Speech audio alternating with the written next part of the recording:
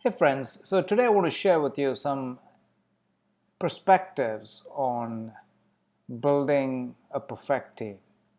And this actually comes from Google's quest to build a perfect team. About 5 years ago, Google started research within their company, an internal project, to identify what drives high performance teams. As you can imagine, Google does a lot of work through project teams. Every time they want to launch a new product, enhance an existing product, or even take some sales or marketing or finance initiative within the company, they typically constitute a project team. This is often how work happens in most organizations and in the corporate sector. So they organized a team, Project Aristotle, to identify what drives high performance teams. They looked at the performance of 180 teams within Google and tracked data on a host of different team and individual attributes. Many months into the study, they recognized that the composition of the team or who's on the team makes no difference or is not a good predictor of team performance. So the educational background, the skills of the people, the previous track record of the people, none of these, even the personalities of the people, did not predict the team performance. It was nearly a year into the study, they identified something they call group norms, the rules, sometimes written, sometimes unwritten, of how teams work together, collaborate together, and get work done. They found that the group norms were a better predictor of team performance.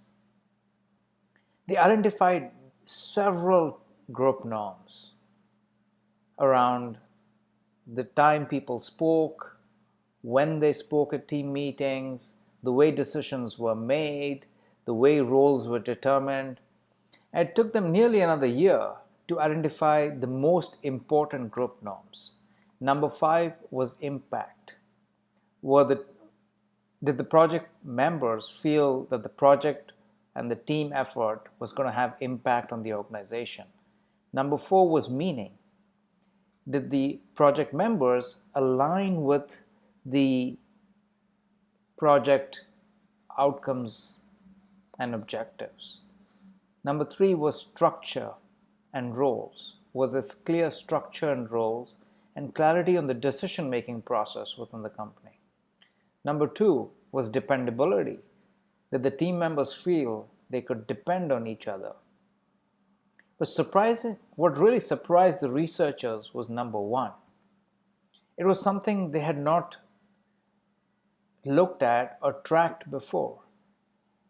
And after nearly 2 years of research, they determined it was something they started to call psychological safety, a term coined by Harvard Business School professor Amy Edmondson.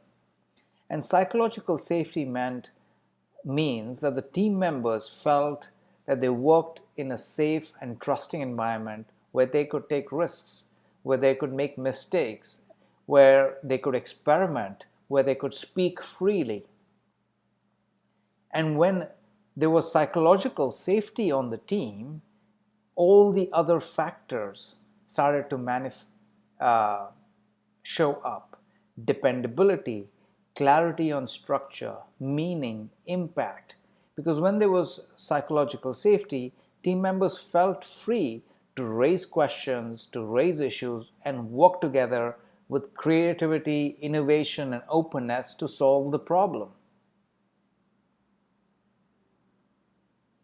And empathy, which is the social sensitivity people have or understanding people have of another's feelings and emotions, manifests in the workplace as psychological safety. So, as the team members were more sensitive and more empathetic to each other and were willing to talk about it, those teams created an environment or created the conditions for high performance. In fact, it was a predictor of a high performing team. So now let's look at some ways you can increase or enhance psychological safety on your work teams.